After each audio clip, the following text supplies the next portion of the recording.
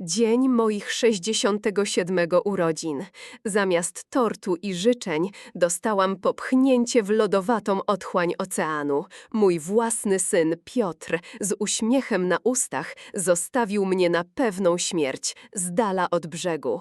Woda, której bałam się całe życie, nagle stała się jedynym świadkiem jego zbrodni i moją jedyną nadzieją.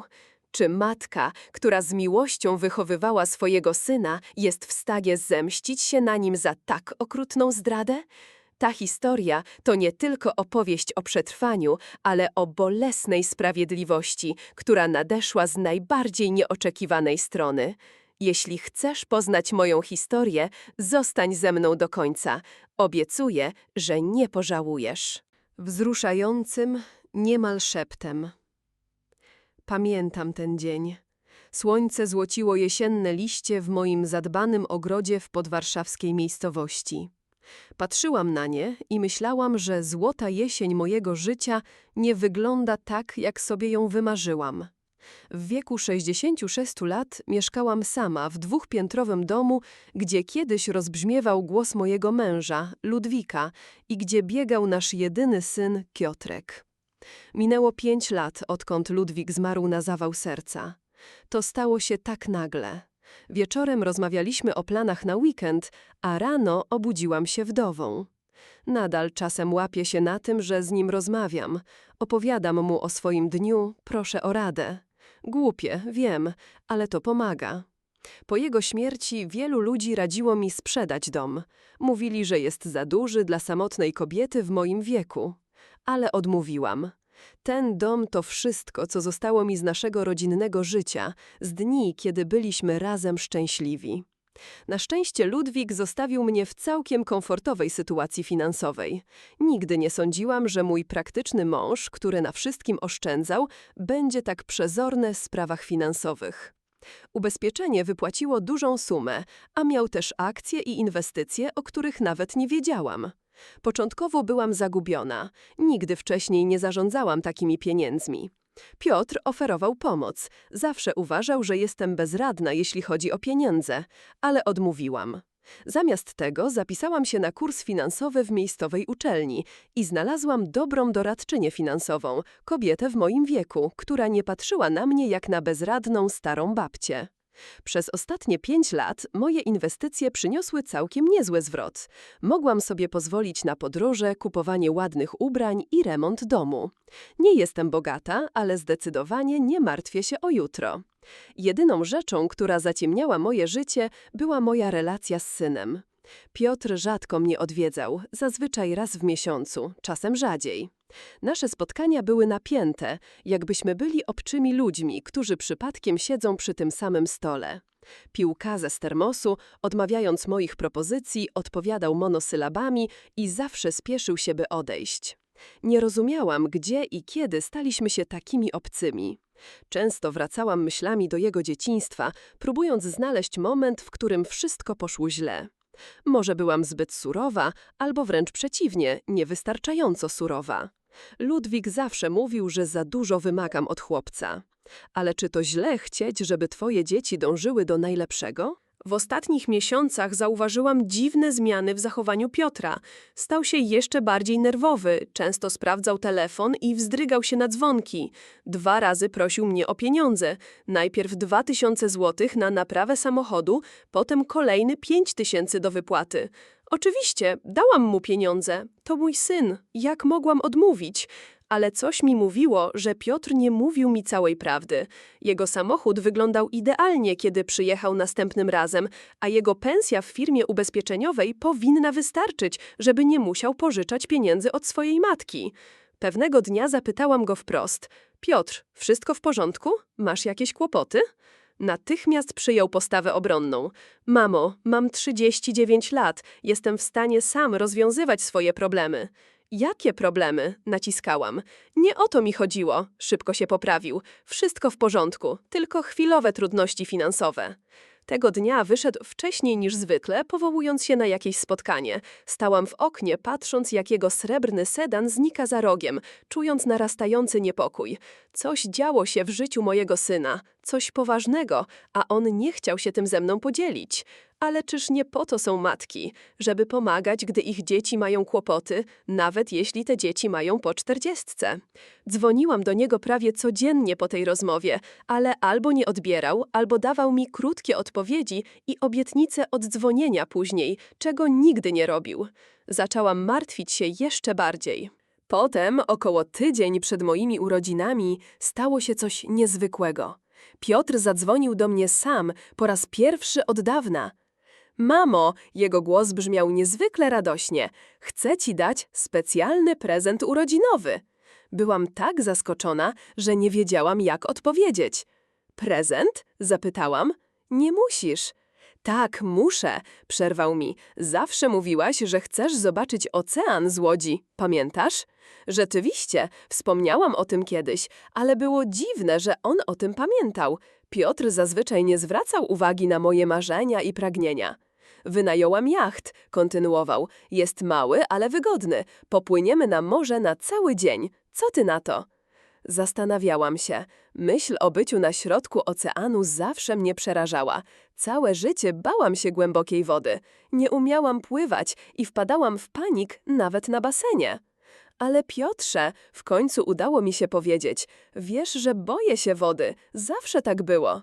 Jacht jest całkowicie bezpieczny, mamo, powiedział. W jego głosie pojawiła się nutka zniecierpliwienia. Poza tym zawsze mówiłaś, że powinniśmy stawiać czoła swoim lękom, prawda? Coś w jego tonie, uporze, niemal przymusie sprawiło, że stałam się ostrożna. Ale inna część mnie, ta, która desperacko pragnęła odnowić kontakt z synem, uczepiła się tej szansy. I poza tym, dodał ciszej, myślę, że musimy spędzić więcej czasu razem. Nie byłem ostatnio najbardziej uważnym synem. To małe wyznanie roztopiło moje serce. Może naprawdę chciał naprawić naszą relację. Może śmierć ojca w końcu skłoniła go do myślenia o wartości rodziny. Dobrze, zgodziłam się po chwili. Myślę, że to będzie ciekawe doświadczenie. Świetnie, jego głos brzmiał autentycznie ulgą. Wszystko załatwię. Odbiorę cię o 10 w sobotę rano. Dobrze, po odłożeniu słuchawki długo siedziałam w fotelu, myśląc o tej dziwnej rozmowie.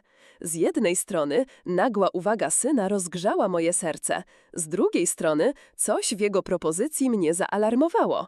Może to jego niezwykły entuzjazm, albo fakt, że wybrał rejs statkiem, wiedząc o mojej fobii. Jednak Piotr nie wiedział jednego. Po śmierci Ludwika postanowiłam pokonać swój strach przed wodą. Starość przerażała mnie nawet bardziej niż głęboka woda, a nie chciałam zamienić się w jedną z tych stereotypowych wdów, które boją się własnego cienia. Zapisałam się na zajęcia pływania dla seniorów na miejscowym basenie. Początkowo, nawet na płytkiej wodzie, ogarniała mnie panika, ale cierpliwy instruktor, pan Tomasz, pomógł mi pokonać tę barierę. Po roku regularnych zajęć byłam już pewna siebie w wodzie i mogłam przepłynąć kilka długości bez zatrzymywania się.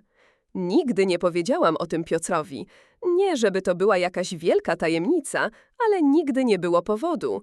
Nasze rzadkie rozmowy nigdy nie dotyczyły mojego życia. Zawsze kręciły się wokół jego problemów albo sprowadzały do pogawadek.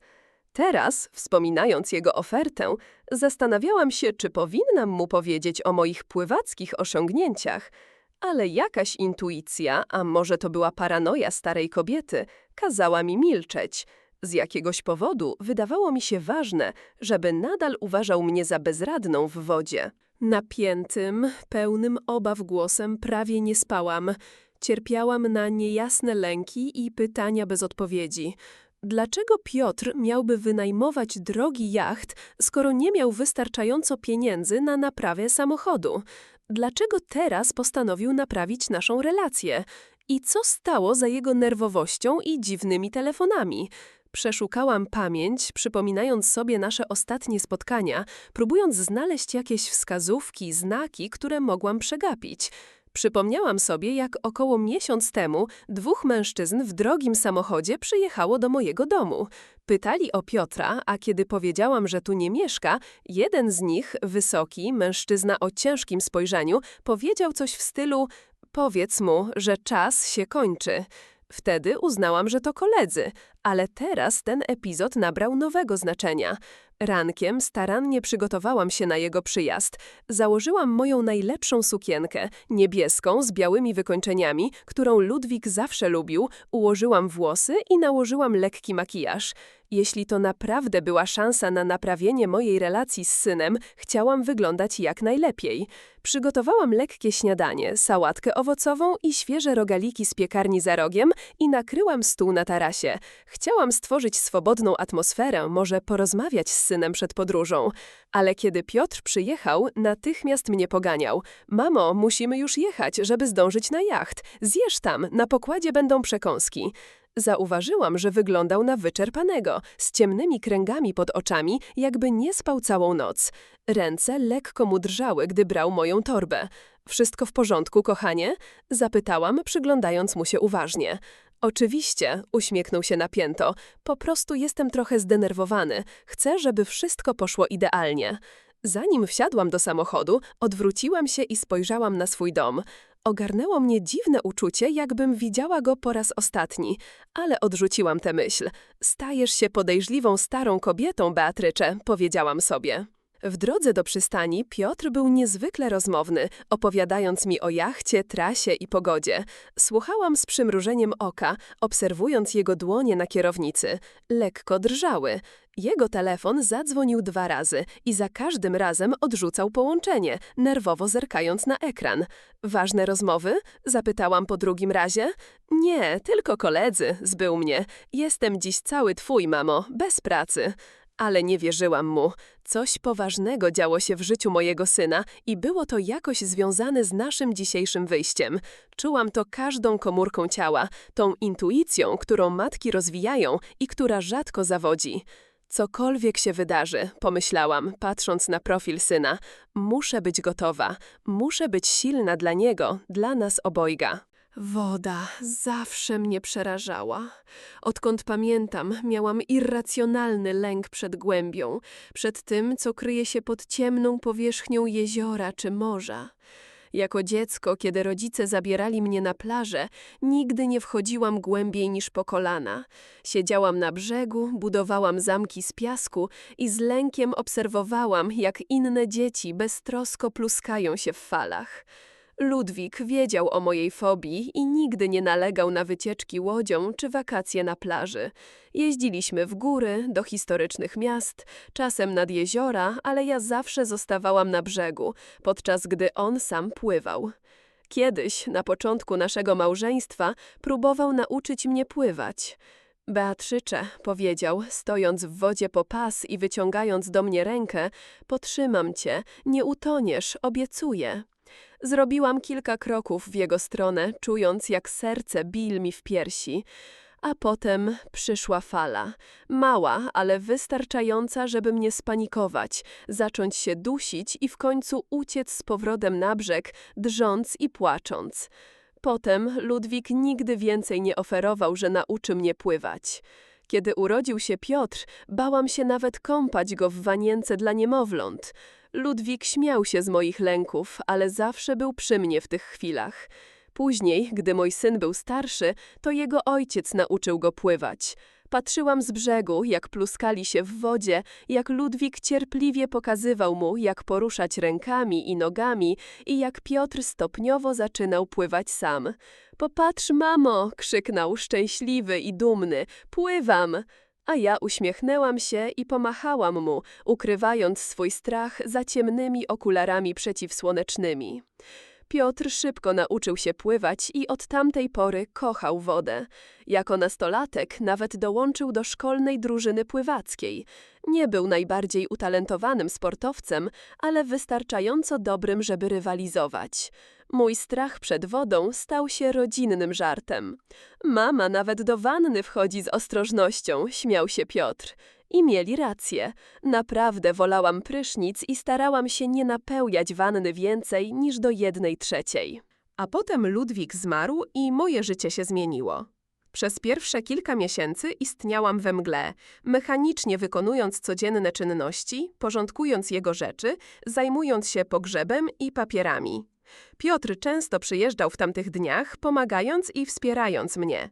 Ale potem jego wizyty stały się rzadsze, jego rozmowy telefoniczne krótsze. Miał swoje własne życie, rozumiałam to, a jednak, zostawiona sama w dużym domu, czułam się naprawdę samotna. Pewnego dnia, około 6 miesięcy po śmierci Ludwika, siedziałam w fotelu przy kominku, przeglądając stare zdjęcia. Na jednym z nich byliśmy z mężem i małym Piotrem na plaży. Ludwik i nasz syn stali po kolana w wodzie, śmiejąc się i pluskając, podczas gdy ja siedziałam na brzegu pod dużą parasolką, machając do nich. Patrząc na to zdjęcie, nagle uświadomiłam sobie, ile straciłam z powodu mojego strachu. Tyle radosnych chwil z moją rodziną, tyle doświadczeń i przygód. Następnego dnia otworzyłam książkę telefoniczną i znalazłam numer lokalnego basenu. Zapisałam się na prywatne lekcje dla początkujących. Kiedy przyszłam na pierwszą lekcję, administrator spojrzał na mnie ze zdziwieniem. Zazwyczaj ludzie w pani wieku przychodzą na aquaerobik. Chcę nauczyć się pływać, powiedziałam stanowczo, od podstaw. Moim instruktorem okazał się młody mężczyzna o imieniu Tomasz, wysoki, opalony, z otwartym uśmiechem i nieskończoną cierpliwością. Pierwszego dnia nawet nie weszłam do wody. Po prostu siedziałam na brzegu z nogami w basenie i słychałam, jak wyjaśnia techniki oddychania, jak ludzkie ciało naturalnie unosi się na wodzie i podstawowe ruchy. Drugiego dnia w końcu zdecydowałam się wejść do wody na płytką część basenu, gdzie było tylko po pas. Tomasz stał obok mnie i wspierał mnie, gdy uczyłam się prawidłowo oddychać, zanurzać twarz w wodzie i wykonywać proste ruchy rękami. Woda jest twoim przyjaciel, Beatrzycze, powtarzał, będzie cię wspierać, jeśli jej zaufasz. Postępy były powolne. Miesiąc po miesiącu przychodziłam na basen, stopniowo pokonując swój strach. Najpierw nauczyłam się unosić na wodzie z pomocą instruktora, potem sama. Pod koniec pierwszego roku potrafiłam przepłynąć kilka metrów w moim własnym, niezdarnym stylu, który Tomasz delikatnie nazywał zmodyfikowanym żabką. Nikomu nie mówiłam o moich lekcjach, nie dlatego, że to była tajemnica, ale dlatego, że nie miałam z kim się tym podzielić. Piotr rzadko dzwonił, a kiedy już to robił, rozmowa zawsze kręciła się wokół jego problemy w pracy lub jego ostatniej porażkę w życiu osobistym. Gdybym nagle powiedziała, wiesz synu, umiem teraz pływać, prawdopodobnie spojrzałby na mnie ze zdziwieniem, nie rozumiejąc, dlaczego mówię o takich drobiazgach, skoro on miał poważne problemy. Pod koniec drugiego roku pewnie pływałam różnymi stylami – żabką, kraulem, nawet trochę na plecach. Tomasz był tak samo dumny z moich osiągnięć jak ja. Jesteś moją najbardziej wytrwałą uczennicą, Beatrzycze, powiedział. Większość ludzi poddaje się po kilku lekcjach, jeśli nie wychodzi im od razu. W trzecim roku odważyłam się nawet pojechać z grupą seniorów na zawody weteranów do sąsiedniego miasta. Nie zdobyłam oczywiście nagrody, ale sam fakt, że pokonałam swój strach na tyle, by rywalizować, był dla mnie osobistym zwycięstwem. Tak więc oferta Piotra, by popłynąć jachtem, nie napełniła mnie terrorem, który czułabym wcześniej. Ale postanowiłam nie mówić mu o moich pływackich osiągnięciach. Coś mi mówiło, że ta informacja powinna pozostać u mnie. Nazwij to intuicją matki albo po prostu paranoją starej kobiety, ale czułam, że Piotr coś ukrywa i że jego nagłe pragnienie spędzenia ze mną dnia na wodzie nie było tylko prezentem urodzinowym. Wzrastającym niepokojem był pogodny i ciepły. Idealny dzień na rejs statkiem. Obudziłam się wcześnie, przed 7:00 i długo leżałam w łóżku, wpatrując się w sufit i myśląc o nadchodzącym dniu. Czułam niepokój, choć nie potrafiłam dokładnie określić, czego się boję. W końcu wstałam, wzięłam prysznic i starannie ułożyłam włosy. Na wyjazd wybrałam jasno-niebieską sukienkę. Ludwik zawsze mówił, że podkreśla kolor moich oczu oraz wygodne białe buty na niskim obcasie. Zapakowałam małą torbę z kremem przeciwsłonecznym, okularami, butelką wody, książką, choć wątpiłam, czy ją przeczytam, a po chwili wahania mały scyzoryk, który podarował mi ojciec. Na wszelki wypadek pomyślałam, choć nie wiedziałam, co to za wypadek mógłby być. Piotr miał przyjechać o 10, ale ja byłam gotowa już o 9. Przygotowałam lekkie śniadanie, sałatkę owocową i świeże rogaliki z piekarni za rogiem i nakryłam stół na tarasie. Chciałam stworzyć swobodną atmosferę, może porozmawiać z synem przed podróżą. Dokładnie o 10 usłyszałam dźwięk podjeżdżającego samochodu. Piotr był punktualny, co było niezwykłe. Zazwyczaj spóźniał się co najmniej 15 minut, często więcej. Wyszłam na werandę, żeby go spotkać. Piotr wyglądał na wyczerpanego, z ciemnymi kręgami pod oczami, jakby nie spał całą noc. Niezręcznie mnie objął i wręczył małe pudełko prezentowe. Wszystkiego najlepszego, mamo, powiedział z wymuszonym uśmiechem. W środku były kolczyki, srebrne z niebieskimi kamieniami, które wyglądały jak krople wody. Zupełnie nie w moim guście, ale doceniłam gest. Dziękuję, kochanie, są piękne, powiedziałam, zakładając je, mimo że nie pasowały do reszty mojej biżuterii. Przygotowałam śniadanie, powiedziałam, wskazując na stół. Usiądźmy na chwilę, zanim wyjedziemy. Ale Piotr potrząsnął głową. Mamo, musimy jechać, żeby zdążyć na jacht. Zjesz tam, na pokładzie będą przekąski. Ręce lekko mu drżały, gdy brał moją torbę. Jego twarz była blada i napięta. Jesteś cały w porządku, kochanie? Zapytałam, przyglądając mu się uważnie. Oczywiście, uśmiechnął się sztywno, jestem tylko trochę zdenerwowany. Chcę, żeby wszystko poszło idealnie. Zanim wsiadłam do samochodu, odwróciłam się i spojrzałam na swój dom. Ogarnęło mnie dziwne uczucie, jakbym widziała go po raz ostatni, ale odrzuciłam tę myśl.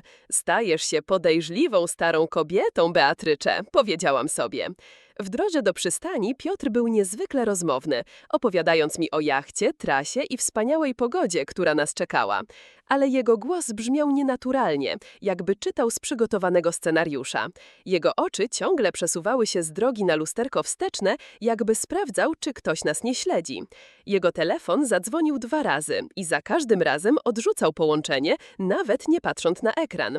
Ważne rozmowy? Zapytałam po drugim dzwonku. Nie, tylko koledzy, zbył mnie. Jestem dziś cały twój, mamo, bez pracy. Telefon zadzwonił po raz 3. Piotr nerwowo spojrzał na ekran i tym razem odebrał, włączając głośnik. Tak, słucham. Panie Dąbrowski, powiedział niski, chrapliwy męski głos. Zgodziliśmy się, że zadzwoni pan rano. Moi ludzie czekają. Ja nie mogę teraz rozmawiać. Piotr szybko zerknął na mnie. Oddzwonię za godzinę. Czas się kończy, panie Dąbrowski, powiedział groźnie głos. Jeszcze 1 dzień, a... Piotr szybko się rozłączył. Kto to był? Zapytałam, choć już wiedziałam. Tylko klient, odpowiedział, nie patrząc na mnie. Niezadowolony z wypłaty odszkodowania. Nic poważnego. Nie naciskałam, ale mój niepokój narastał. Coś poważnego działo się w życiu mojego syna i było to jakoś związane z naszym dzisiejszym spacerem. Do przystani dotarliśmy w około 40 minut. Piotr pomógł mi wyjść z samochodu i wziął mnie pod łokieć. Gestu, którego nie widziałam, odkąd był nastolatkiem. Szliśmy drewnianym pomostem, mijając dziesiątki zacumowanych łodzi różnej wielkości. Tam jest. Piotr wskazał na śnieżno-biały, średniej wielkości jacht. Pani morska jest nasza na cały dzień. Jacht wyglądał drogo i był dobrze utrzymany. Nie mogłam się powstrzymać od zastanawiania się, ile kosztuje wynajem i poczułam kolejny dreszcz niepokoju. Skąd Piotr wziął pieniądze na taki luksus, skoro niedawno pożyczał ode mnie pieniądze na naprawę samochodu? Ale milczałam, postanawiając obserwować i czekać. Kiedy weszliśmy na pokład, powitał nas kapitan, opalony mężczyzna w średnim wieku, z przyjaznym uśmiechem i tatuażem na ramionach. Witajcie na pokładzie, proszę pani, powiedział, ściskając mi dłoń. Jestem Ryszard, wasz kapitan na dziś. Wszystkiego najlepszego z okazji urodzin. Dziękuję, uśmiechnęłam się, czując się trochę pewniej w obecności trzeciej osoby. Wypływamy za 15 minut, poinformował nas Ryszard. Proszę rozejrzeć się i poczuć się swobodnie. Piotr wziął kapitana na bok i rozmawiał z nim cicho.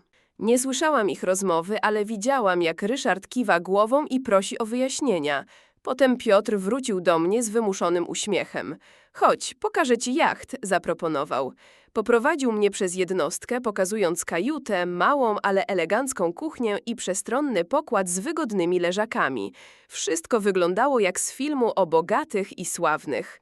Podoba ci się? Zapytał, obserwując moją reakcję. Bardzo, odpowiedziałam szczerze. Ale Piotrze, to musi kosztować fortunę. Nie martw się tym, machnął ręką. Chciałem, żeby ten dzień był wyjątkowy. Wzrastającym napięciem i zdradą. Jacht wypłynął punktualnie o 10:30. Stałam na pokładzie, trzymając się barierki, obserwując, jak brzeg stopniowo się oddala. Ogarnęło mnie dziwne uczucie, mieszanina ekscytacji i niepokoju. Nigdy nie byłam tak daleko od lądu, z wyjątkiem rejsu, który odbyliśmy z Ludwikiem na naszą 25. rocznicę ślubu. Ale to było na ogromnym statku wycieczkowym i czuło się zupełnie inaczej. Jak się masz? Piotr podszedł do mnie, podając kieliszek szampana.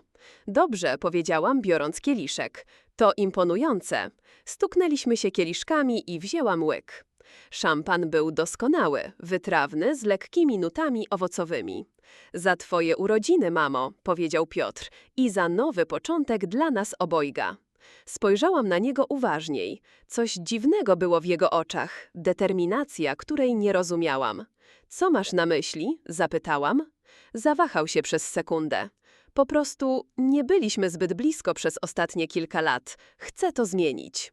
Brzmiało to szczerze, ale z jakiegoś powodu mnie nie przekonało.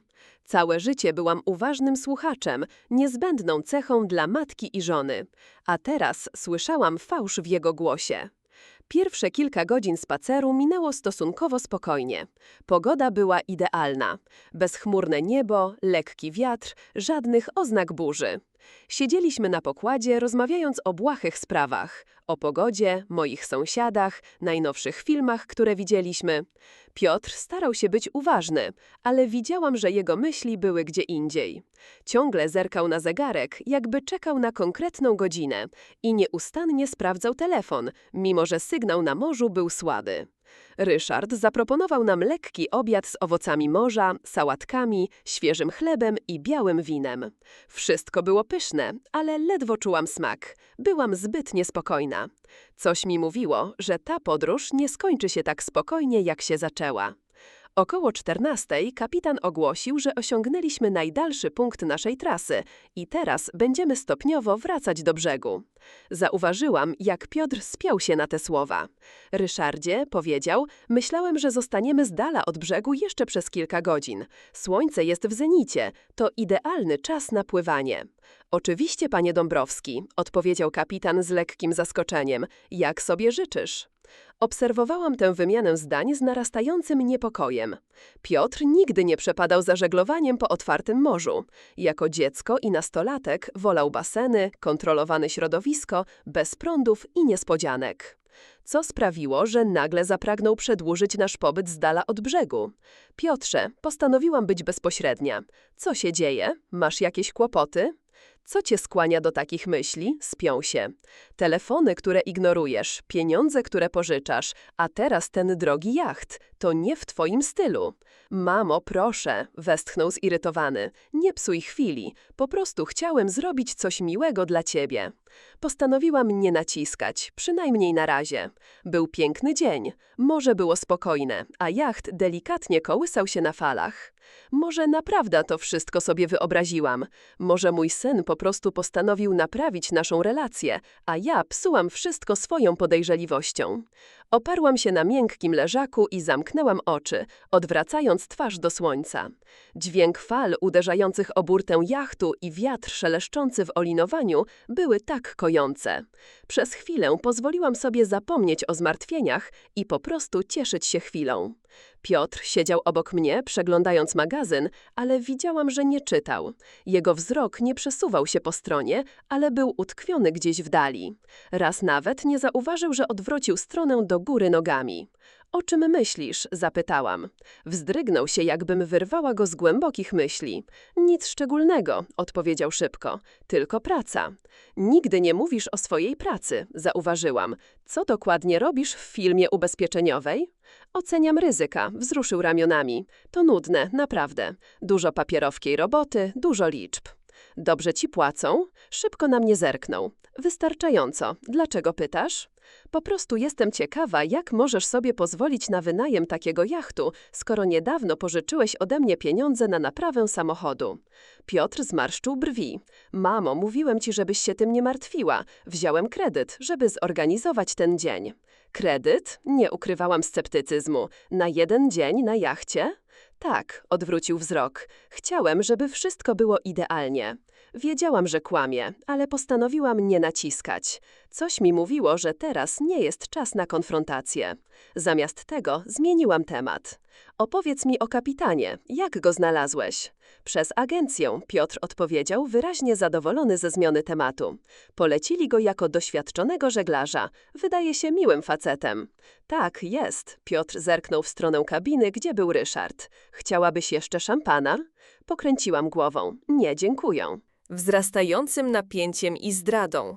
Spędziliśmy kolejną godzinę, rozmawiając o błahostkach.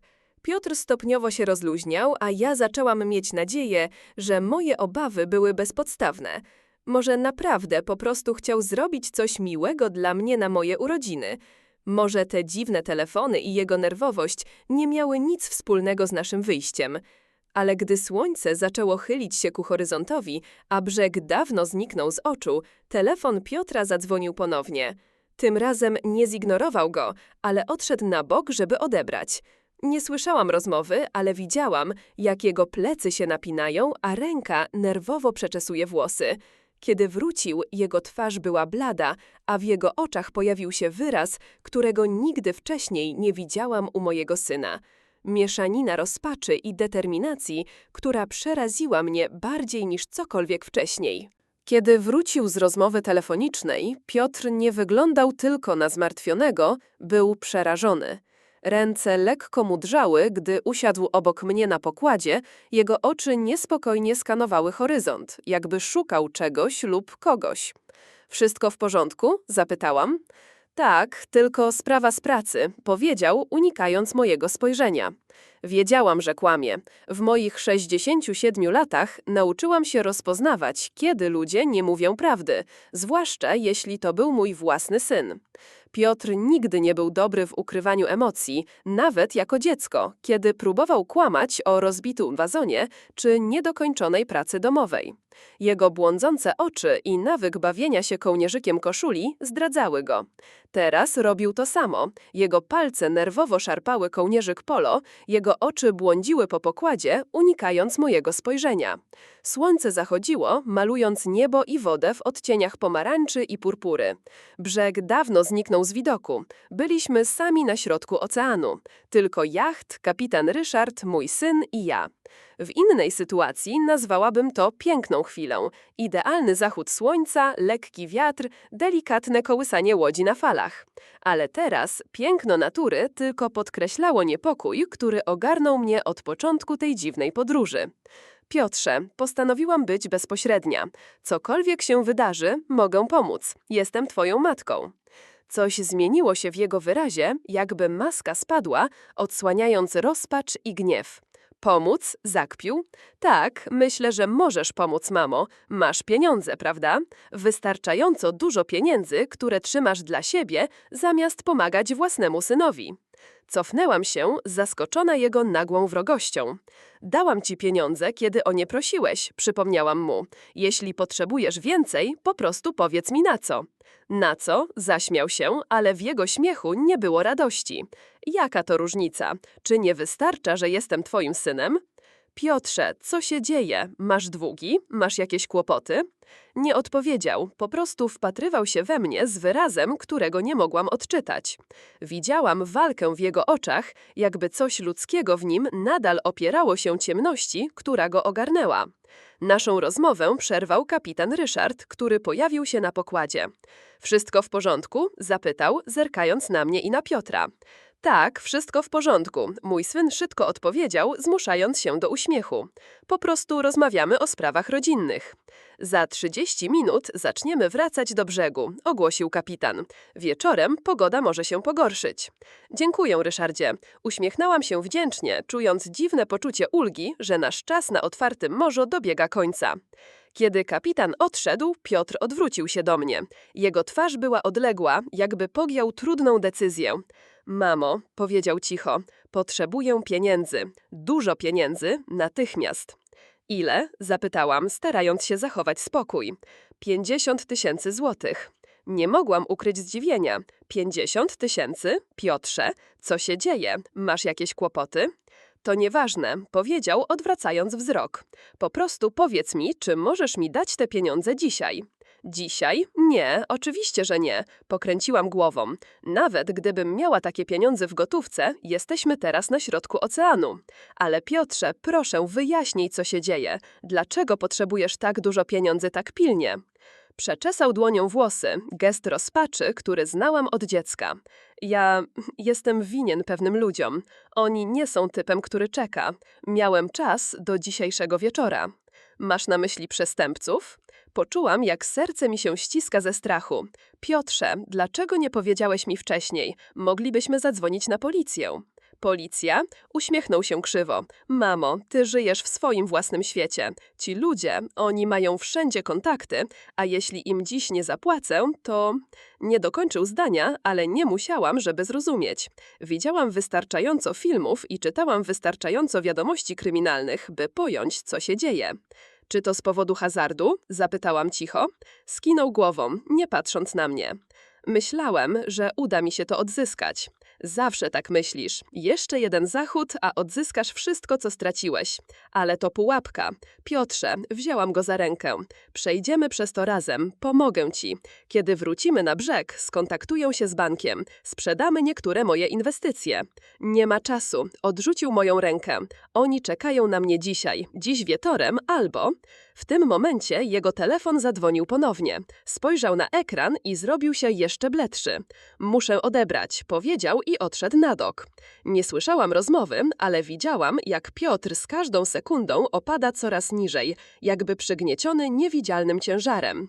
Kiedy skończył rozmowę i wrócił do mnie, jego twarz była twarzą człowieka zepchniętego w kąt. Mamo, powiedział niemal szeptem, oni nie będą czekać. Oni powiedzieli, że albo pieniądze dzisiaj, albo co, Piotrze? Albo zabiorą to, co jest dla mnie drogie. Jego głos drżał. Wiedzą, gdzie mieszkasz. Wiedzą o tobie wszystko. Dreszcz przeszedł mi po kręgosłupie. Nie od razu zrozumiałam, o co mu chodzi. Masz na myśli, że mi grożą? Dlatego zorganizowałeś ten spacer, żeby mnie chronić? Coś błysnęło w jego oczach. Wstyd, skrucha, ale szybko zniknęła. Tak, dokładnie tak. Skinął głową, nie patrząc na mnie. Chciałem, żebyś była bezpieczna, podczas gdy ja to załatwię. Ale nie wierzyłam mu. Coś w jego głosie, sposób, w jaki unikał mojego spojrzenia, kazało mi wątpić. Gdyby chciał mnie chronić, dlaczego nie powiedział mi wszystkiego od razu? Dlaczego nie zadzwonił na policję? A co najważniejsze, dlaczego wybrał jacht na otwartym morzu, wiedząc o moim strachu przed wodą? Piotrze, spojrzałam na niego intensywnie. Mówisz mi prawdę? Wzdrygnął się, jakbym go uderzyła. Co masz na myśli? Dlaczego naprawdę mnie tu przyprowadziłeś? Co kombinujesz? Odwrócił się, patrząc na ocean. Nie rozumiem, o czym mówisz. Widzisz, zrobiłam krok w jego stronę. Jesteś winny pieniądze niebezpiecznym ludziom. Chcą ich dzisiaj. Ty ich nie masz, ale ja mam fortunę. A jeśli coś mi się stanie, jesteś moim jedynym spadkobiercą. Piotr gwałtownie odwrócił się do mnie. Jego oczy wypełniły się przerażeniem. Mamo, czy ty oszalałaś? Myślisz, że jestem do tego zdolny? Ja nie wiem, do czego jesteś zdolny, odpowiedziałam cicho. Już cię nie znam, Piotrze.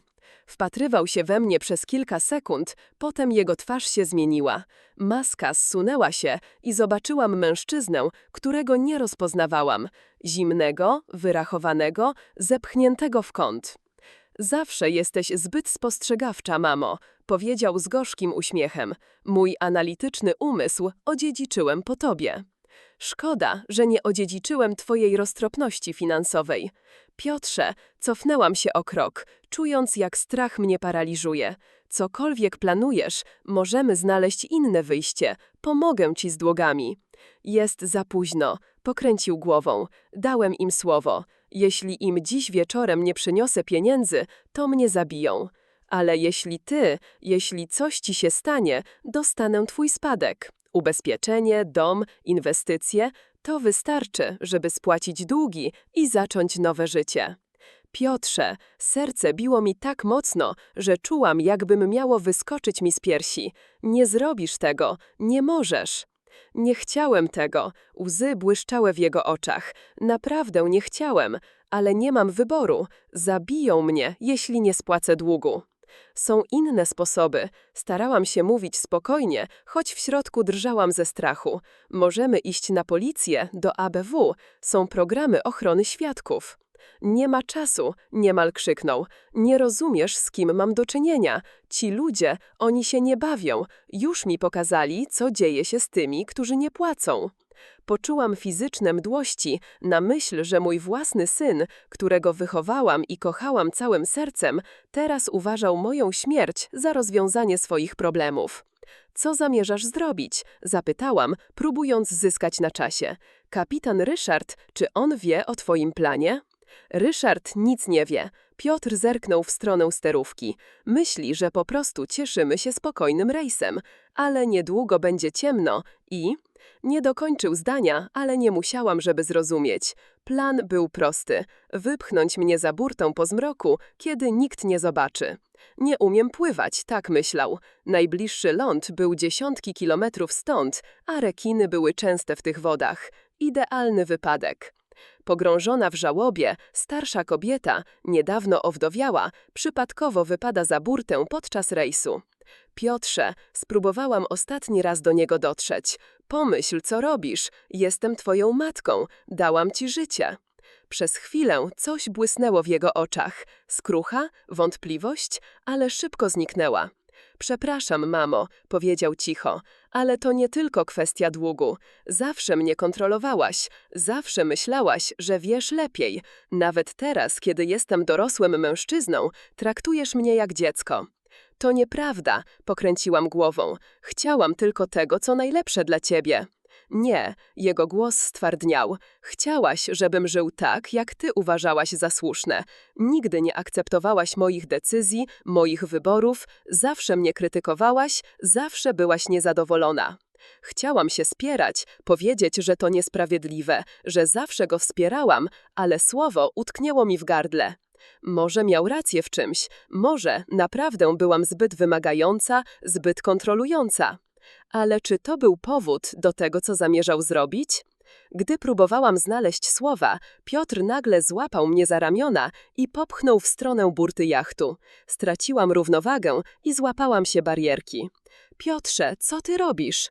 To, co powinienem był zrobić dawno temu, powiedział, a w jego oczach było coś przerażającego, nieludzkiego. Przywitaj się z rekinami, mamo. I popchnął mnie za burtę.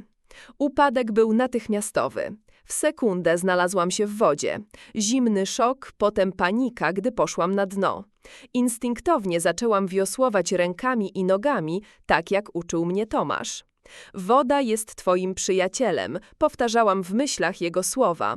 Będzie cię wspierać, jeśli jej zaufasz. Wynurzyłam się, łapiąc powietrze i zobaczyłam, że jacht już się oddala. Piotr stał przy burcie, patrząc na mnie. Przez chwilę pomyślałam, że zawróci łódź i mnie uratuje. Może to był tylko impuls, chwilowa utrata rozumu. Ale nie, jacht dalej się oddalał, stając się coraz mniejszy na tle zachodzącego słońca. Byłam sama na środku oceanu. Moją pierwszą reakcją była panika, niekontrolowany zwierzęcy strach przed śmiercią. Zaczęłam krzyczeć o pomoc, choć racjonalna część mnie wiedziała, że to bezużyteczne. Nikt mnie nie usłyszy na otwartym morzu. Nikt nie przyjdzie mi na ratunek. Potem przyszła świadomość zdrady. Mój syn, moja krew i kość, mężczyzna, którego wychowałam, którego kochałam bardziej niż życie, właśnie próbował mnie zabić. Myśl była tak potworna, tak niewiarygodna, że mój umysł odmawiał jej przyjęcia. Może się myliłam, może to był wypadek, a Piotr wróci po mnie. Ale jacht dalej się oddalał, aż stał się maleńkim punktem na horyzoncie, a potem zniknął całkowicie. Zostałam sama ze świadomością, że mój własny syn zostawił mnie na śmierć. Dziwnie, po początkowej fali paniki, ogarniał mnie niespodziewany spokój. Coś we mnie, być może ten sam instynkt przetrwania, który skłonił mnie do nauki pływania w wieku 62 lat, przełączył się w tryb przetrwania. Myśl, Beatrycze, powiedziałam sobie, umiesz pływać, jesteś w dobrej formie jak na swój wiek, masz szansę. Odwróciłam się na plecy, żeby oszczędzać energię, tak jak uczył mnie Tomasz. Leżąc na plecach, wpatrując się w niebo, które stopniowo ciemniało, próbowałam ocenić swoją pozycję. Słońce zachodziło po mojej prawej stronie, co oznaczało, że zachód był tam. Brzeg musiał być na wschodzie, po przeciwnej stronie. Ale wiedziałam, że dopłynięcie do brzegu jest niemożliwe, było za daleko. Moją jedyną nadzieją było to, że przepływający statek mnie zauważy, ale szanse na to były niewielkie. Byłam tylko maleńką plamką na ogromnym oceanie, gdyby tylko. Przypomniałam sobie kolczyki, które dał mi Piotr, srebrne z niebieskimi kamieniami, nadal były w moich uszach. Może jeśli światło słoneczne, a później księżycowe, odbije się od metalu, przyciągnie uwagę. To była słaba nadzieja, ale lepsza niż nic. Postanowiłam utrzymać się na powierzchni tak długo, jak to możliwe, oszczędzając siły i licząc na cud. Czas mijał. Słońce zaszło i nastała noc. Woda wydawała się cieplejsza niż powietrze, ale i tak zaczęłam marznąć. Moje mięśnie bolały od ciągłego napięcia.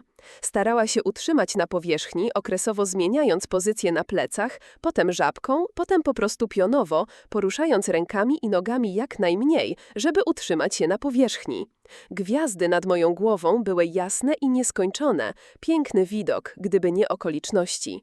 Księżyc oświetlał wodę, tworząc ścieżkę światła, która zdawała się prowadzić donikąd.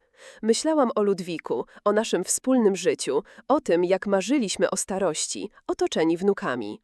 Myślałam o Piotrze, jaki był jako dziecko, uśmiechnięty i otwarty, kochający i delikatny. Kiedy wszystko się zmieniło?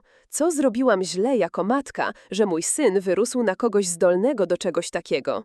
Godziny mijały, a ja nadal żyłam, nadal utrzymywałam się na powierzchni. Wycieńczenie ogarniało mnie falami, a czasami prawie zasypiałam, co było niebezpieczne, mogłam utonąć. Szczypałam się w ramiona, śpiewałam głośno stare piosenki, rozwiązywałam w głowie problemy matematyczne, cokolwiek, byle tylko pozostać przytomna. Kilka razy myślałam, że widzę światła w oddali, ale znikały i zdałam sobie sprawę, że to albo halucynacja, albo gwiazda odbijająca się w wodzie. Nie wiem, ile czasu minęło, może 3 godziny, może 5, kiedy zauważyłam światło na horyzoncie. Początkowo myślałam, że to kolejna iluzja optyczna, ale światło stawało się jaśniejsze i bliższe. To był statek, prawdziwy statek, płynący w moim kierunku. Zaczęłam krzyczeć i machać rękami, choć wiedziałam, że szanse na bycie zauważoną były niewielkie. Statek był jeszcze daleko, a ja byłam tylko maleńką plamką na oceanie. Ale światło zbliżało się. To był statek wycieczkowy, ogromny, wielopokładowy, oświetlony jak pływające miasto. Nie płynął prosto na mnie, ale był na tyle blisko, że ktoś mógłby mnie zobaczyć w wodzie. Krzyczałam, aż ochrypłam, machałam rękami i próbowałam płynąć w stronę statku. I jakimś cudem, a naprawdę wierzę, że to był cud, ktoś na niższym pokładzie zauważył ruch w wodzie. Statek zwolnił, a potem się zatrzymał. Z boku opuszczono szalupę ratunkową. Widziałam, jak snop światła z reflektora przeszukuje wodę, szukając mnie. Tutaj! Krzyknęłam, zbierając ostatnie siły. Jestem tutaj! Snop światła padł na mnie i usłyszałam krzyki w kilku językach. Łódź skierowała się w moją stronę. Kilka minut później, choć wydawało się to wiecznością, silne ramiona podniosły mnie z wody. Pani, wszystko w porządku? Zapytał młody mężczyzna w mundurze linii wycieczkowych. Co pani robiła na oceanie w środku nocy? Mój syn, zaczęłam, ale gardło ścisnęło mi od szlochu, który powstrzymywałam przez godziny. Mój syn zepchnął mnie z jachtu. Nie jestem pewna, czy mnie wtedy zrozumieli. Byłam zbyt wyczerpana, zbyt wstrząśnięta tym, co się stało. Pamiętam tylko, że zostałam wniesiona na statek, lekarz mnie zbadał, ktoś owinął mnie w ciepłe koce i dał gorącą herbatę. Później, kiedy trochę się uspokoiłam, przyszedł do mnie kapitan statku, starszy mężczyzna z siwą brodą i życzliwymi oczami. Pani, powiedział, siadając obok mojego łóżka w ambulatorium, muszę zadać pani kilka pytań. Ludzie mówią, że twierdzi pani, że syn celowo zepchnął panią z łodzi. Czy to prawda? Skinęłam głową, czując jak łzy znowu napływają mi do oczu. Tak, on ma długi hazardowe. Zdecydował, że jeśli mnie nie będzie, to dostanie mój spadek i będzie mógł je spłacić. Kapitan wyglądał na zszokowane. To straszne. Musimy natychmiast zgłosić to na policję. Nie, pokręciłam głową. Jeszcze nie. Ale pani, to jest próba morderstwa. Wiem. Podróż do domu była długa i wyczerpująca. Firma wycieczkowa wysadziła mnie w najbliższym porcie, pomogła z dokumentami, moje oczywiście, pozostały na jachcie wraz z moją torbą i kupiła mi bilet lotniczy do domu. Całą drogę czułam się jak we mgle, fizycznie wyczerpana, emocjonalnie wypruta, ale z krystalicznie czystym zrozumieniem tego, co muszę zrobić. Kiedy taksówka zatrzymała się przed moim domem w podwarszawskiej miejscowości, było już ciemno. Spojrzałam na znajomy dwupiętrowy dom z białym płotkiem i jabłoniami na podwórku i ogarnęło mnie dziwne uczucie, jakbym wróciła do innej rzeczywistości, gdzie wszystko wyglądało znajomo, ale czuło się zupełnie inaczej. Po zapłaceniu taksówkarzowi, firma wycieczkowa dała mi trochę gotówki, powoli wspięłam się po schodach na ganek. Zapasowy klucz zawsze trzymany był pod kamieniem obok ogrodowych krasnali. Mała sztuczka, o której wiedzieli tylko Ludwik, Piotr i ja. Zastanawiałam się, czy mój syn pomyślał o tym kluczu, planując moje morderstwo. Prawdopodobnie zamierzał wrócić tutaj po oficjalnym ogłoszeniu mojej tragicznej śmierci i cicho wejść do domu, który teraz był jego własnością. W środku wszystko było nienaruszone. Te same zdjęcia na ścianach, te same książki na półkach, ten sam słagy zapach lawendy, który zawsze dodawałam do odświeżacza powietrza. Dziwne, ale spodziewałam się, że dom będzie odzwierciedlał tragedię, która się wydarzyła, że pokaże, że jego właścicielka prawie zginęła z rąk własnego syna. Ale nie, wszystko było tak samo jak wcześniej. Wzięłam gorący prysznic, przebrałam się w swoje ubrania i zaparzyłam mocną herbatę. Siedząc przy kuchennym stole, próbowałam poskładać wszystkie dziwne rzeczy, które Piotr robił przez ostatnie kilka miesięcy. Rzeczy, które zauważyłam, ale postanowiłam zignorować lub usprawiedliwić. Po pierwsze, telefony. Teraz, patrząc wstecz, przypomniałam sobie kilka okazji, kiedy Piotr odbierał telefony podczas moich wizyt, a jego reakcja zawsze była taka sama.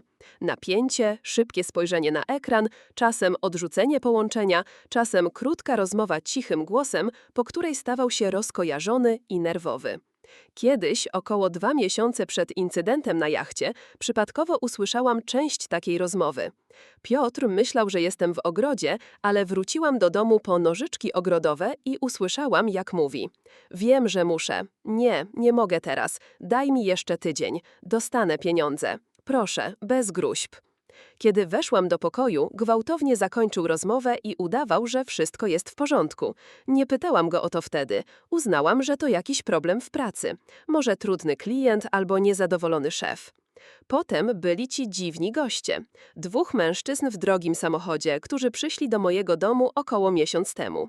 Pytali o Piotra, a kiedy powiedziałam, że tu nie mieszka, jeden z nich, wysoki mężczyzna o ciężkim spojrzeniu i blizną na brwi, powiedział coś w stylu: powiedz mu, że czas się kończy.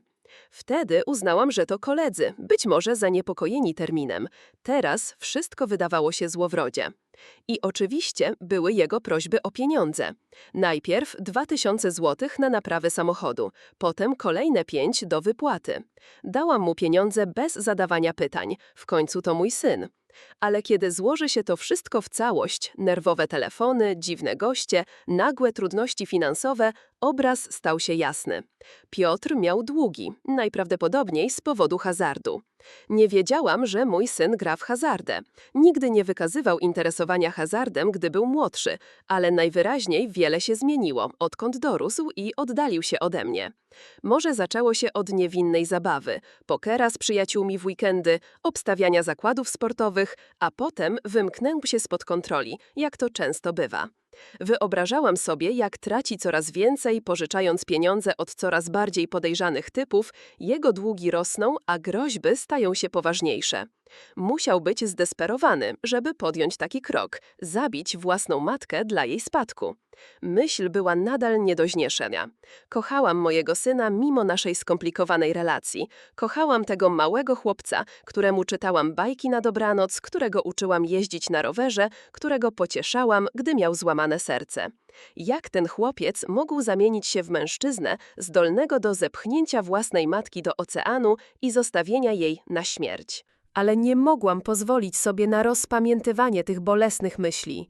Miałam zadanie do wykonania, które wymagało jasnego umysłu i stanowczej woli. Po wypiciu herbaty poszłam do sypialni. W rogu pokoju stała stara sejf, ukryta za obrazem pejzażu morskiego. Ironia, którą dopiero teraz doceniłam. Ludwik zawsze trzymał tam ważne dokumenty, trochę gotówki i swój pistolet. Ludwik kupił go wiele lat temu, kiedy w naszej okolicy doszło do serii napadów. Nauczył mnie strzelać na wszelki wypadek, mówił, choć nigdy nie czułam się komfortowo z bronią w rękach.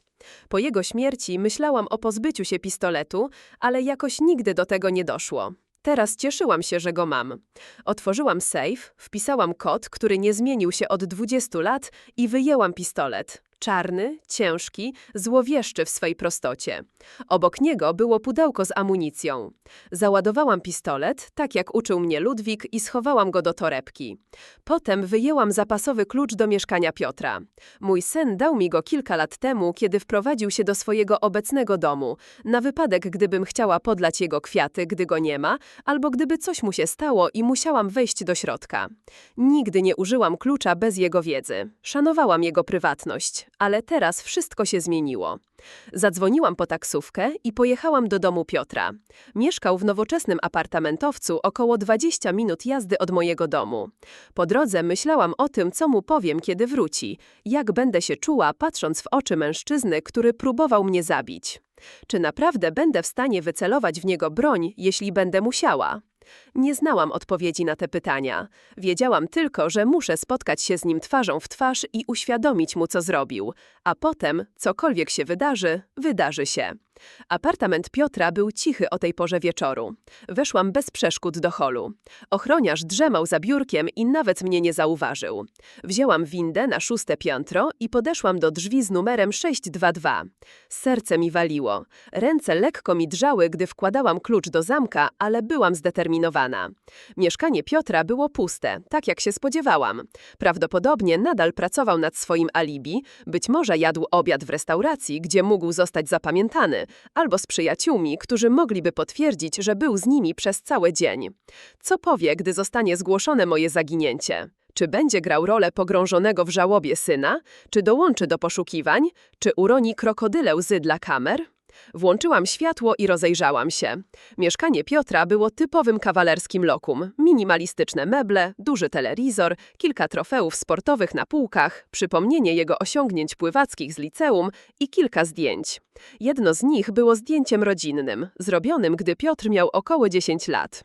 Ludwik i ja obejmujemy go, wszyscy uśmiechnięci. Szczęśliwa rodzina. Bolało mnie, widząc to przypomnienie o tym, jak blisko kiedyś byliśmy.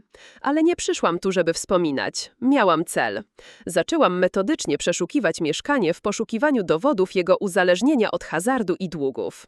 W szufladzie w salonie znalazłam pierwszy dowód. Kilka rachunków z lombardów. Piotr zastawił swój zegarek, swoją kolekcję płyt winylowych, nawet drogi aparat, który dałam mu na jego 35. urodziny. Obok nich były wydruki z kasyn online, pokazujące duże straty. Ale najważniejsze znalezisko czekało na mnie w sypialni. W szafie, pod stertą swetrów, znalazłam teczkę z dokumentami. W środku były weksle na duże sumy pieniędzy podpisane przez Piotra. I co najcenniejsze, dane kontaktowe wierzyciela. Nazwisko Wiktor Solarski i numer telefonu. Usiadłam na brzegu łóżka, wpatrując się w papiery. Kwoty były szokujące, łącznie ponad 50 000 złotych. Nic dziwnego, że Piotr był zdesperowany. Nie mógł spłacić takich długów ze swojej pensji rzeczoznawcy ubezpieczeniowego nawet w ciągu kilku lat. Wśród papierów znalazłam kilka groźnych notatki. Ostatnie ostrzeżenie. Czas się kończy. Wiemy, gdzie mieszkasz. Jedna notatka była szczególnie złowroga. Wiemy o twojej matce w podwarszawskiej miejscowości. Jeśli nie spłacisz długu, ona ucierpi. To wyjaśniało, dlaczego Piotr zdecydował się działać teraz. Zagrożone było nie tylko jego życie, ale i moje. Nie żeby to usprawiedliwiało jego działania. Mógł przyjść do mnie, powiedzieć mi prawdę, poprosić o pomoc. Nie odmówiłabym mu. Był moim synem bez względu na wszystko. Zamiast tego wybrał najbardziej potworną drogę, by się mnie pozbyć i zdobyć spadek. Wyjęłam telefon i wybrałam numer podany w dokumentach. Serce mi waliło, ale mój głos był stanowczy, gdy usłyszałam odpowiedź. Tak. Głos był niski, z lekkim akcentem. Chciałabym porozmawiać z Wiktorem Solarskim, powiedziałam. Kto pyta? Nazywam się Beatrycze Dąbrowska. Jestem matką Piotra Dąbrowskiego. Nastąpiła pauza. Potem, pani Dąbrowska, z kim mam zaszczyt? Zimną, nieugiętą determinacją. Powiedziałam dosadnie. Dużo pieniędzy. Kolejna pauza. Zgadza się. Więc co? Jestem gotowa spłacić jego dług. Całkowita kwota to 53 000 złotych, jeśli dobrze rozumiem. 57 z odsetkami. Poprawił. Ale dlaczego pani zdecydowała się zaangażować? Pani syn jest dorosłym mężczyzną. Ponieważ mój dorosły syn próbował mnie zabić, żeby zdobyć mój spadek i panią spłacić. Tym razem pauza była dłuższa. Kiedy Solarski odezwał się ponownie, w jego głosie było prawdziwe zaskoczenie. Co pani ma na myśli? Mam na myśli, że dzisiaj Piotr zaprosił mnie na rejs jachtem rzekomo z okazji moich urodzin. Kiedy byliśmy wystarczająco daleko od brzegu, zepchnął mnie za burtę i odpłynął, zostawiając mnie na otwartym oceanie, żebym utonęła. Mój Boże, mruknął Solarski, to straszne. Nigdy nie oferowaliśmy mu takiej opcji. Nie jesteśmy mordercami, pani Dąbrowska. Tak, wywieramy presję na dłużników, czasem nawet im grozimy, ale nigdy. Rozumiem. Przerwałam mu. Nie obwiniam panią za to, co mój syn zdecydował się zrobić. To był jego wybór. Ale chce pani zaoferować umowę. Słucham. Spłacę dług mojego syna w całości, a pani pomoże mi dać mu nauczkę. Jaką nauczkę? Wyjaśniłam swój plan. Gdy mówiłam, głos Solarskiego stawał się coraz bardziej pełen szacunku. Jest pani twardą kobietą, pani Dąbrowska, powiedział, gdy skończyłam. Szanuję to. Wielu ludzi w pani sytuacji po prostu poszłoby na policję. Policja nie da mu tego, czego naprawdę potrzebuje, odpowiedziałam. On musi zrozumieć, co zrobił. Musi to poczuć w kościach. Jestem gotów pomóc, powiedział Solarski po krótkiej pauzie. Ale potrzebuję gwarancji, że spłaci pani dług. Przelewam pieniądze natychmiast, powiedziałam. Proszę podać dane konta. Omówiliśmy szczegóły i dokonałam przelewu z telefonu. 57 000 złotych to była znacząca kwota, ale nie krytyczna dla mojej sytuacji finansowej. Ludwik zostawił mi znacznie więcej, a moje inwestycje tylko powiększyły tę fortunę. Pieniądze zostały odebrane, powiedział Solarski kilka minut później. Dług pani syna został spłacony. Dziękuję, powiedziałam, czując dziwną ulgę. Teraz druga część naszej umowy. Omówiliśmy wszystkie szczegóły i Solarski obiecał, że jego ludzie będą gotowi. Pozostało tylko czekać, aż Piotr wróci. Wyłączyłam światła w mieszkaniu, zostawiając tylko małą lampkę w rogu salonu. Usiadłam w fotelu, skąd wyraźnie widziałam wejście. Pistolet leżał na stoliku kawowym obok mnie. Nie po to, żeby zabić Piotra oczywiście. Nie mogłam tego zrobić, mimo tego, co mi zrobił. Ale musiał zrozumieć, że tym razem to ja kontroluję sytuację. Czas wlokł się powoli. Siedziałam w słabo oświetlonym mieszkaniu, patrząc na rodzinne zdjęcia na półkach, myśląc o tym, jak doszliśmy do tego punktu. Gdzie zawiodłam jako matka? Co mogłam zrobić inaczej, żeby mój syn nie dorósł do czegoś takiego? Ale wiedziałam, że nie ma sensu zadręczać się tymi pytaniami. Piotr dokonał wyboru. Był dorosłym mężczyzną, odpowiedzialnym za własne decyzje, a teraz musiał zmierzyć się z konsekwencjami. W ciszy dziwnego mieszkania czas wlokł się nieznośnie wolno. Siedziałam na krześle ustawionym tak, żebym widziała drzwi wejściowe, ale pozostawała w cieniu. Jedyne światło w pokoju pochodziło z małej lampki stołowej w odległym rogu, rzucając słaby blask na oprawioną fotografię. Minęły 4 godziny, odkąd tu usiadłam. Pistolet Ludwika leżał na moich kolanach. ciężki, zimny, obcy w moich rękach. Nigdy nie myślałam, że będę siedzieć w zasadce z bronią, czekając na spotkanie z własnym synem. Mój własnym synem, który zaledwie dzień temu zepchnął mnie z jachtu na otwarty ocean i zostawił na śmierć. Myśl ta nadal wydaje się nierealna, jak jakiś koszmar, z którego za chwilę się obudzę. Ale ból w mięśniach o godzinach pływania w oceanie, słony smak w ustach, oparzenia słoneczne na twarzy i rękach, wszystko to przypomina mi, że to, co się stało, było prawdziwe. Mój własny syn, moja krew i kość, próbował mnie zabić. Za oknem migoczą światła miasta. Gdzieś tam Piotr prawdopodobnie świętuje swoje wyzwolenie. Układa alibi, przygotowuje się do udawania żalu, gdy dotrą do niego wieści o moim zniknięciu.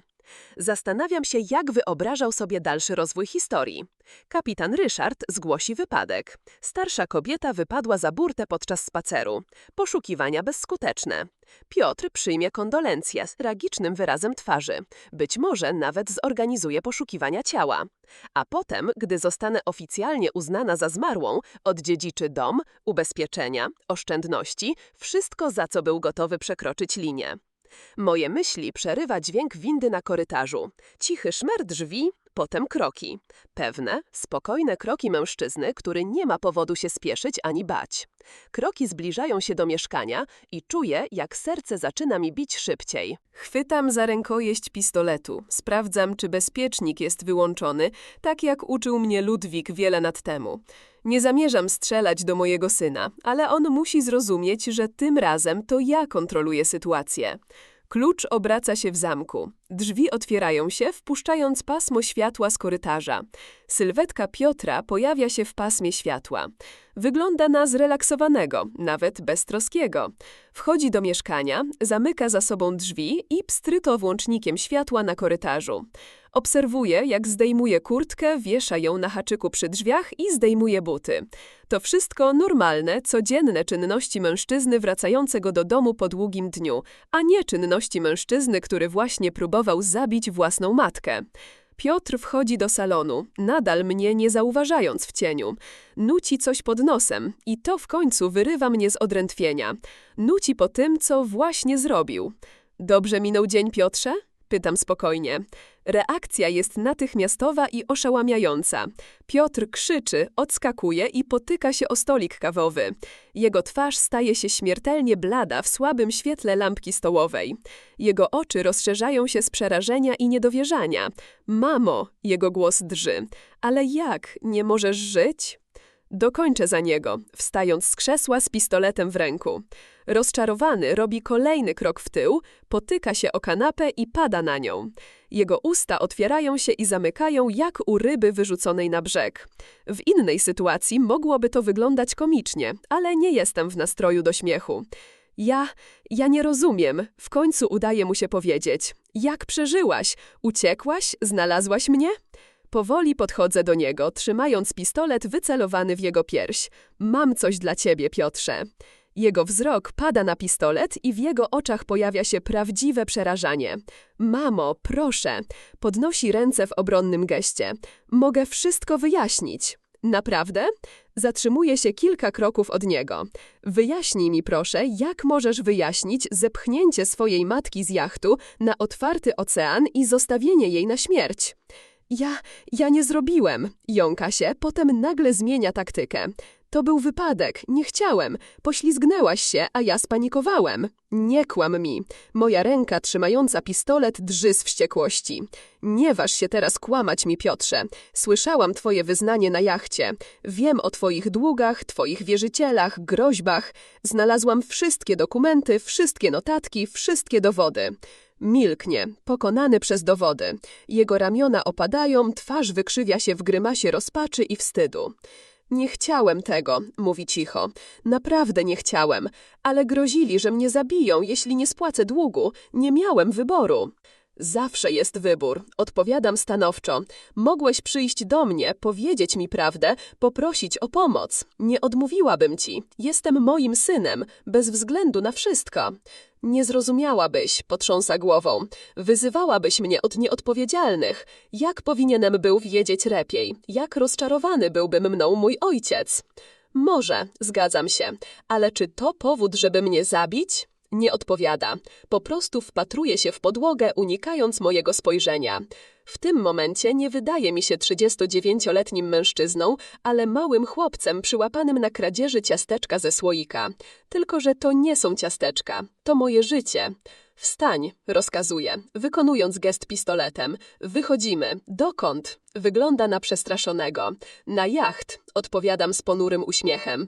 Myślę, że musimy dokończyć nasz spacer. Jego twarz staje się jeszcze bledsza, jeśli to możliwe. Mamo, proszę. Jego głos jest pełen prawdziwego strachu. Zrobię wszystko, co powiesz. Zgłoszę się na policję. Będę pracował do końca życia, żeby naprawić to, co zrobiłem. Tylko proszę, nie rób tego. Robić co, Piotrze? Pochylam głowę. Po prostu chcę popływać jachtem z moim synem. Czy jest w tym coś złego?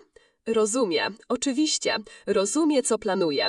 I to zrozumienie odbija się w jego oczach. Ten sam strach, który musiał być w moich, gdy zepchnął mnie za burtę. Wstań, powtarzam, albo mam zadzwonić do twoich wierzycieli? Jestem pewna, że byliby zachwyceni, słysząc, że nadal im nie zapłaciłeś. Groźba działa. Powoli wstaję z kanapy, nadal nie wierząc, że to się naprawdę dzieje. Weź kurtkę, mówię.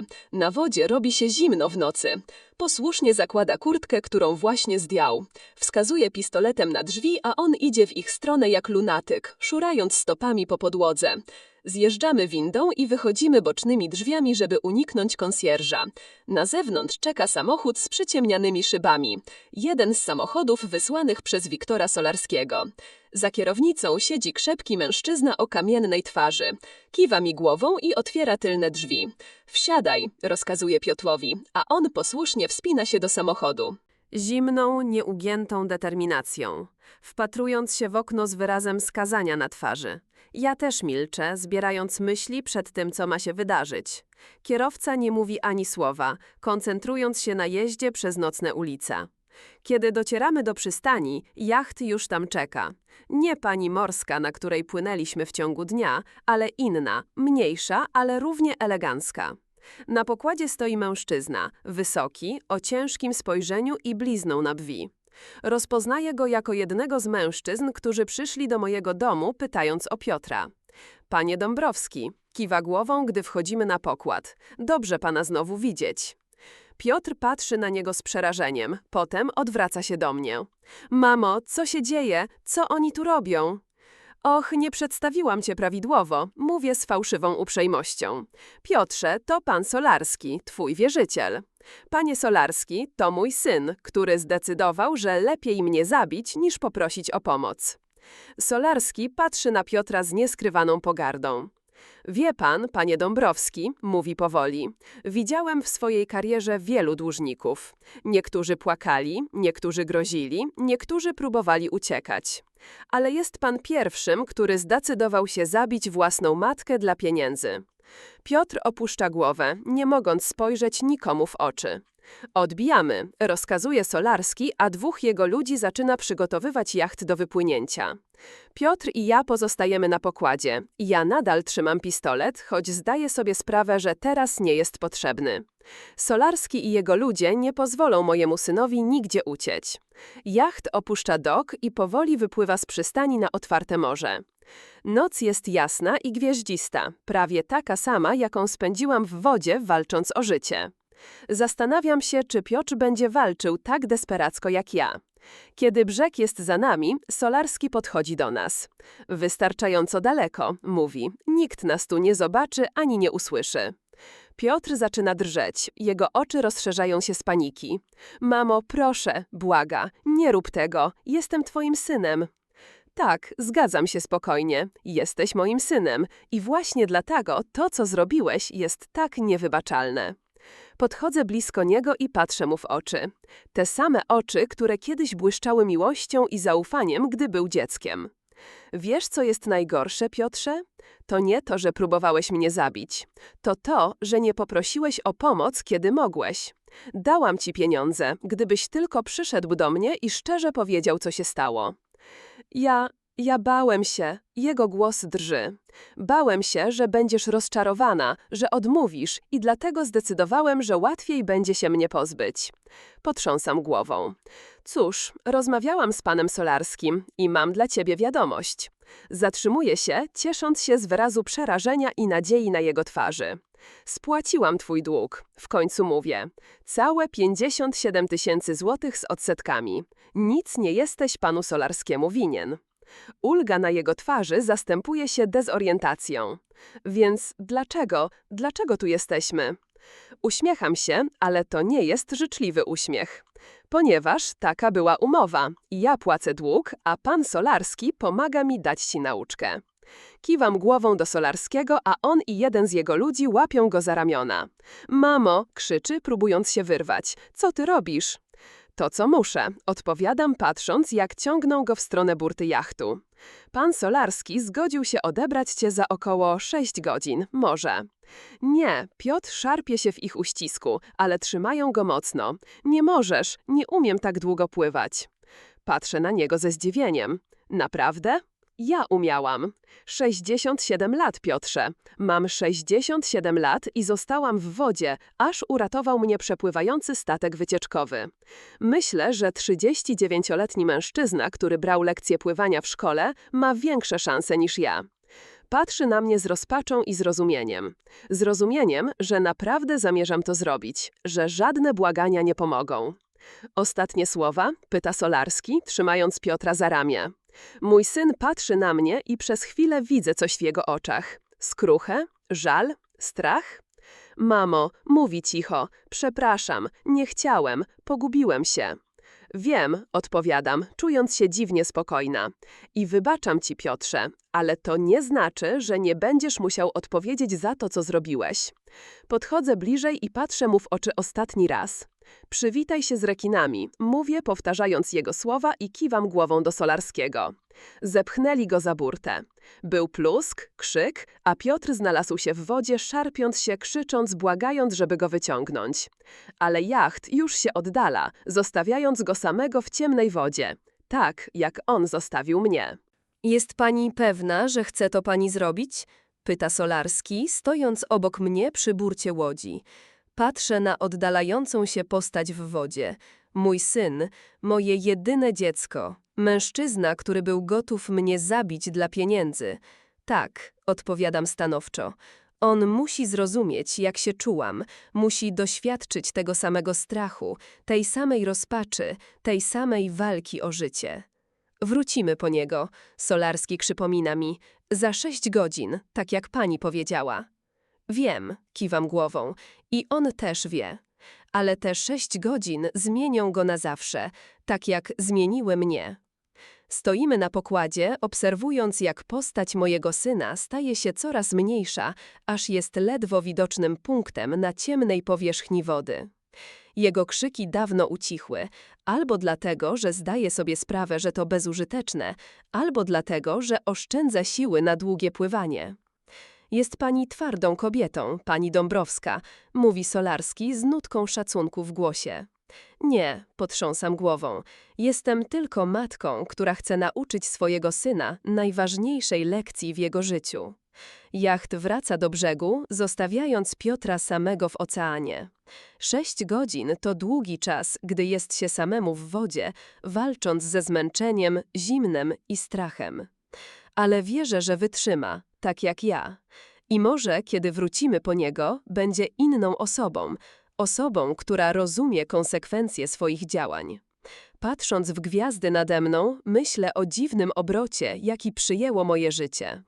W wieku 67 lat przeżyłam zdradę najbliższej mi osoby, godziny walki o życie na otwartym oceanie. A teraz stoję na pokładzie jachtu, zostawiając mojego jedynego syna na łaskę losu w tych samych wodach.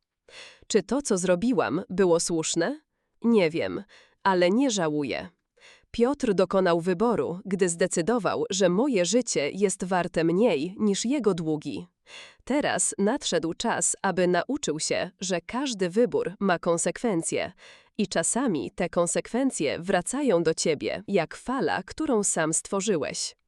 Jacht wraca do przystani, a ja stoję na pokładzie, czując jak wiatr suszy łzy na moich policzkach. Łzy nie żalu, ale wyzwolenia. Cokolwiek się wydarzy, wiem, że postąpiłam słusznie. Nauczyłam mojego syna lekcji, której nigdy nie zapomni, lekcji, która może uratować jego duszę. Za 6 godzin wrócimy po niego, a potem rozpocznie się nowy rozdział w naszej historii. Historii matki i syna, którzy przeszli przez zdradę, śmierć i odrodzenie. Historii o tym, jak czasem sprawiedliwość nie pochodzi z prawa, ale od tych, których najbardziej zraniliśmy. Jacht wraca do przystani, a ja stoję na pokładzie, czując jak wiatr suszy łzy na moich policzkach. Łzy nie żalu, ale wyzwolenia. Cokolwiek się wydarzy, wiem, że postąpiłam słusznie. Nauczyłam mojego syna lekcji, której nigdy nie zapomni, lekcji, która może uratować jego duszę. Za 6 godzin wrócimy po niego, a potem rozpocznie się nowy rozdział w naszej historii. Historii matki i syna, którzy przeszli przez zdradę, śmierć i odrodzenie. Historii o tym, jak czasem sprawiedliwość nie pochodzi z prawa, ale od tych, których najbardziej zraniliśmy.